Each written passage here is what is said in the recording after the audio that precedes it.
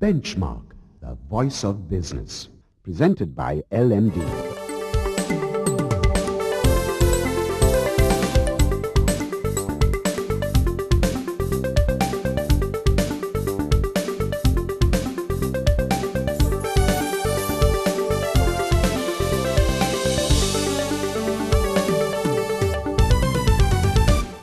On this week's edition of Benchmark, a selection of comments from LMD's website which has witnessed lively debates in recent weeks. Then in our feature segment, we turn the spotlight on Asitha Talwate, Country Managing Partner of Ernst & Young, for his thoughts on corporate affairs. And we wrap up this edition by flipping through the pages of Vyaparika Handa and the Living Colombo Guide. That's the lineup for Benchmark this week. The Right People used to be the Old Boys Club network.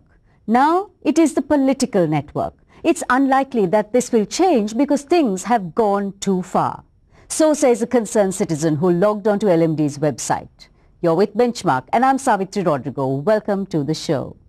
Many contentious issues are being thrashed out on LMD's website these days, from fiscal matters and country development to the crisis in the Eurozone and rampant corruption on our shores.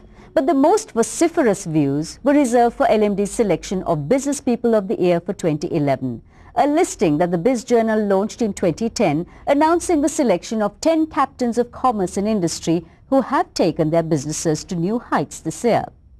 The 10 were shortlisted from nominations that were submitted by LMD's impressive list of contributors as well as its in-house team. Nonetheless, not everyone was pleased. A concerned businessman, as he calls himself, says that he liked the concept of selecting 10 of the best, even if LMD's choices may raise a few eyebrows because of the way some big business people conduct business and play the stock market. In view of LMD's stand against unethical behavior, corruption and other ills that affect our nation, I think you would be better off leaving the cowboys out of this. How about the professional ranks and the smaller fish, he asks. Meanwhile, Shanaka believes that LMD's awards are biased in favor of the big boys. There are many others who have done the nation proud, even if they haven't made the big bucks that some in your selections have, he charges. Bandhu agrees with this school of thought when he wrote that this lineup is right bar a few omissions like Virtusa's CEO and the MDs of MS Holdings and Brandix who are doing our country image a lot of good. No place for Dr. Hans Vijayasuriya despite the turnaround at Dialogue this year, asks Jerome, who mentions that there are others also like Hari Selvanathan who have done some magic with Carson's. And how about the few good state actors from LMD's SOE rankings, he wants to know. Meanwhile, Abdullah feels that LMD should also consider business ethics, at least marginally, when setting up the high flyers. This is because those who read about the high flyers are influenced by their stories, and they may well be influenced by unethical practices, he warns.